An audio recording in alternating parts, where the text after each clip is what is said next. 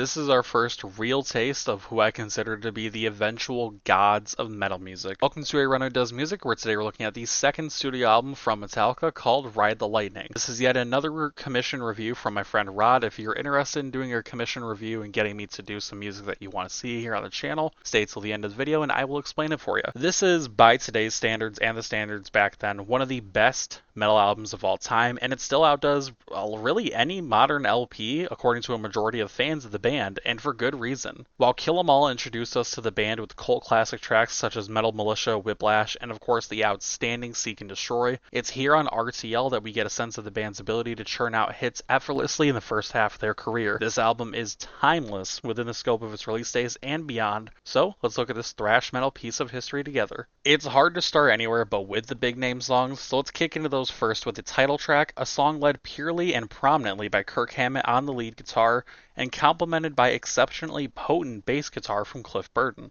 For as much as Metallica is and always has been a band focused on the guitar work in my opinion, as is typical of a metal band and especially a thrash one, the bass in early Metallica albums is worth noting on the same level, even when you have an amazing set of riffs as there is here on the title track. It's only when Kirk comes in for the iconic solo that there's a moment where equal attention isn't paid to both the bassist and guitarist, but I firmly believe that for the presence on the track alone, Cliff's bass is a star to make note of. The constant thrumming sound of it echoes all throughout the nearly 7-minute song, making it an absolute standout, and a song that I believe should have been the album's introductory track instead of Fight Fire with Fire. While the latter is undeniably strong with a comfortable, arguably undeniably strong with the focus on vocal aggression from James Hetfield, I found it to be a song that feels more comfortable among the last half of the album, filling in the more measured out and spaced moments such as Call of Cthulhu, and giving it a more strength overall. It's good to have a nice fight song to kick things off, but I would have much preferred the title track's energy as the first page of this album's book. We can't talk about aggressive, energetic tracks without mentioning my personal favorite song off the album, Creeping Death. This song competes with the title track and For Whom the Bell Tolls as a standout in critical senses, but it's the stop-and-go guitar in the bridge, the die by my hand, lyrical callouts, and the stellar chorus that keep me coming back to it on a personal level, while the never-ending stream of fire via Kirk and James on guitar keeps the critical aspect of it riding high as well. Oddly enough, for an album that I feel defines Cliff Burton's bass work for the band in an undeniable way, Creeping Death doesn't have that much noticeable bass in the overall structure.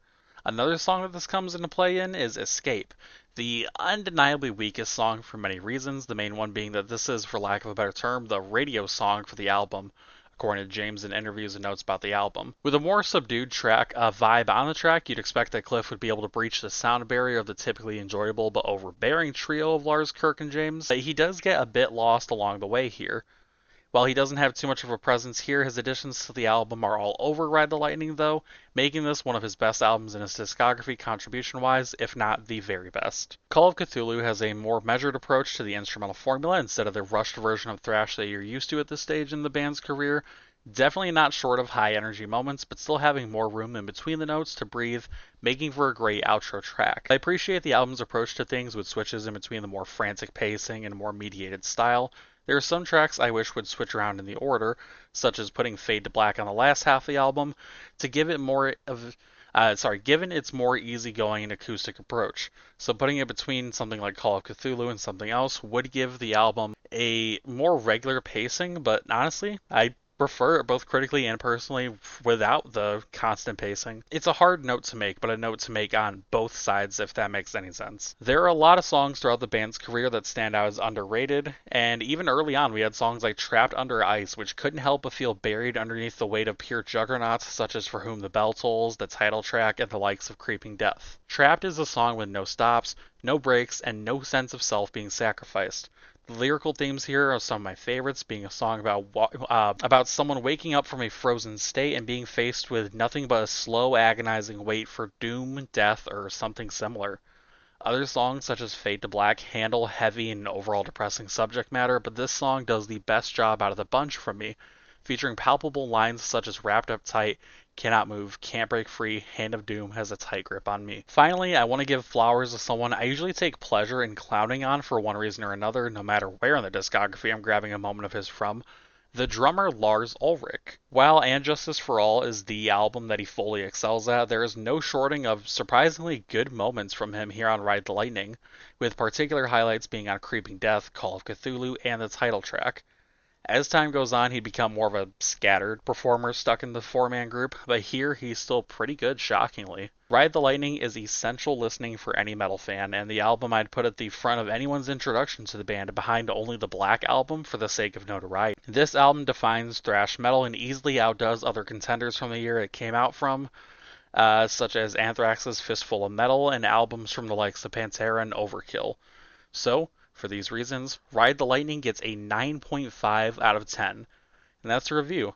If you're interested in getting a commission review from me, all it takes is $1. You just got to reach out to me on one of my social medias. The link should either be in the bio, shown on the screen at the end of the video here, or both if I've actually done my setup correctly. I hope you're having a good day. I hope you're staying hydrated. I'll see you next time.